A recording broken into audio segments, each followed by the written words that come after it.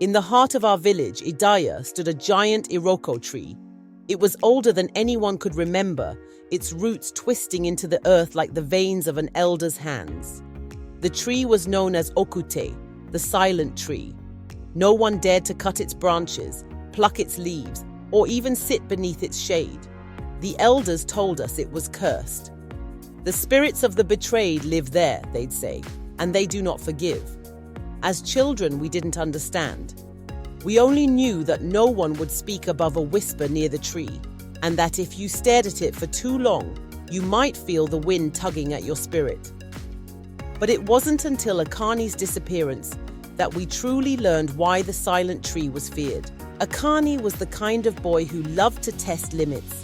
While we ran from the tree, he lingered, taunting it with jokes and daring anyone to stop him. "It's just a tree," he said one afternoon as we played nearby. "How can a tree curse anyone? You all believe too much nonsense." We told him to leave it alone, but he wouldn't listen. That day, as we ran off to chase guinea fowls in the bush, Akani stayed behind. It wasn't until sundown that we realized Akani hadn't joined us on the path home. His older brother Kweku went looking for him, but when he returned, his face was pale. "Akani is gone," he whispered.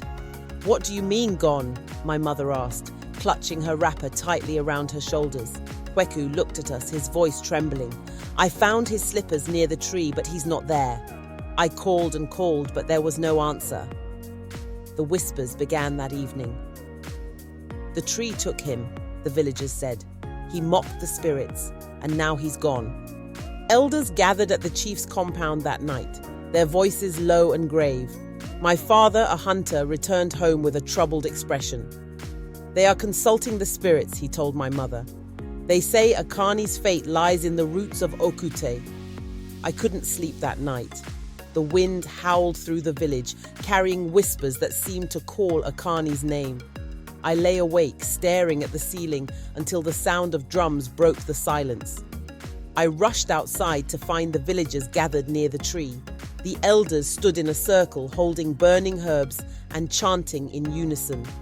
Mama Nwoma, the village seer, stood at the base of the tree, her eyes closed. "They are angry," she said finally, her voice hollow. "Akani disturbed their rest. They will not release him unless we make peace." The next morning, Mama Nwoma explained what the spirits wanted. A cleansing ritual would need to be performed, and a life would have to be offered in exchange for Akani's freedom. The village erupted in panic. Who would offer their life for Akani? His parents wept bitterly, pleading for another way, but Mama Nwoma was firm. "This is the price of defiance," she said. As the sun set, Akani's uncle, Uncle Pa, stepped forward. "I will go," he said.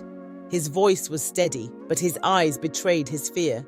"Akani is young. He deserves a chance to live." That night, the entire village gathered near the tree.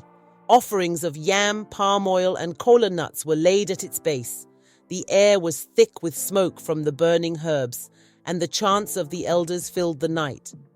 Uncle Pa stood silently as Mama Nwoma painted his face with white clay.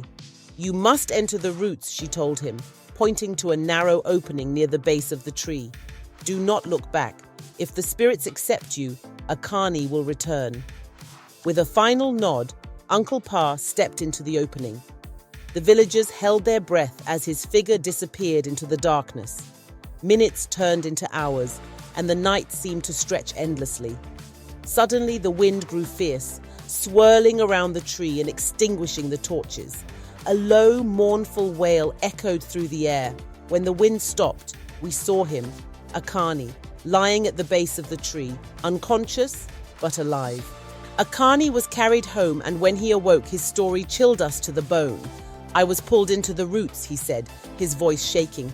"It was dark, and I could hear whispers, angry voices accusing me.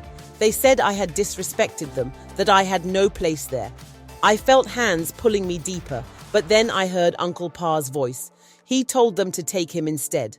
We asked what happened to Uncle Pa, but Akani only shook his head, tears streaming down his face. "I didn't see him again. The tree remained silent after that night, its roots undisturbed, its shade avoided. Uncle Pa's sacrifice became a lesson for the entire village, a warning that some boundaries should never be crossed. To this day, the silent tree still stands in Idaya, its roots twisting deeper into the earth. The elders say it's a reminder of the spirit's power and the price of defiance. No one dares to challenge the tree anymore, and children are taught from a young age to respect the unseen forces that govern our world. As for Akani, he left the village years ago. Some say he couldn't bear the guilt of what happened, while others whisper that the spirits never truly let him go. One thing is certain, the silent tree keeps its secrets, and its silence is a warning that echoes across generations.